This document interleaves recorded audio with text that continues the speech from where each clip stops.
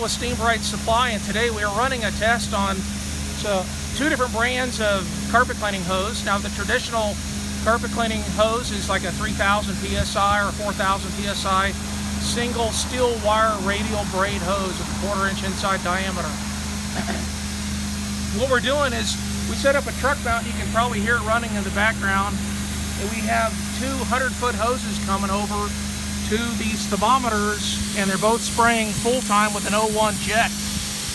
And normally this radial braid that's on the hose is going to release a certain amount of temperature.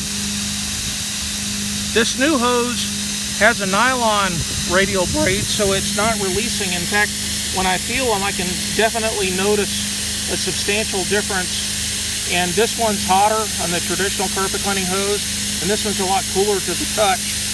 And we found that this new hose does retain the heat about 10 degrees. As you can see with the water stream. So if you're running 150 feet of hose like a lot of carpet cleaners, you would get about 15 degrees hotter water at the wand. And that's getting close to doubling the water molecule vibration and almost double your cleaning efficiency. So it might be a consideration for your truck. Anyway, thanks for watching.